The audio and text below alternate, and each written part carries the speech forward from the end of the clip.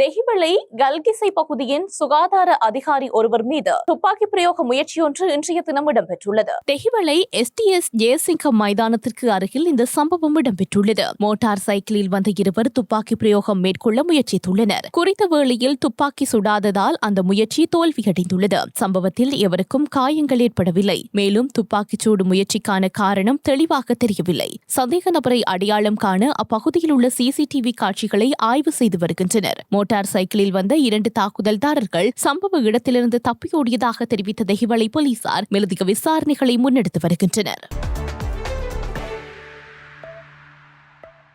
Thailand மற்றும் Cambodia இடையிலான சர்ச்சைக்குரிய எல்லைப் பகுதியில் இன்று அதிகாலை மோதல்கள் வெடித்ததாக இரு ராணுவ அதிகாரிகளும் உறுதிப்படுத்தியுள்ளனர். பல வாரங்களாக நிலவி வந்த பதற்றத்துக்கு பிறகு ஏற்பட்ட இந்த சம்பவத்தில் முதலில் துப்பாக்கிச்சூடு நடத்தியது யார் என்பது குறித்து இரு தரப்பும் ஒருவர் மீது ஒருவர் குற்றச்சாட்டுகளை மேற்கொண்டு வருகின்றனர். தாக்குதலில் தாய்லாந்தை சேர்ந்த இருவர் உயிரிழந்ததாகவும் 2 தாய்லாந்து ராணுவ வீரர்கள் காயமடைந்ததாகவும் அதிகாரப்பூர்வ தகவல்கள் தெரிவிக்கின்றன. மோதல் சர்ச்சைக்குரிய தாமோன்தோம் கோவிலுக்கு அருகிலுள்ள பகுதியில் ஏற்பட்டதாக கூறப்படுகின்றது. தாய்லாந்து ராணுவம் வெளியிட்ட அறிக்கையில் கம்போடியா ஒரு கண்காணிப்பு வானூர்தியை பயன்படுத்திய பின்னர் கனரக ஆயுதங்களுடன் அப்பகுதிக்கு படைகளை அனுப்பி துப்பாக்கிச்சூடு நடத்தியது என தெரிவித்துள்ளது. இதற்கு பதிலாக கம்போடியா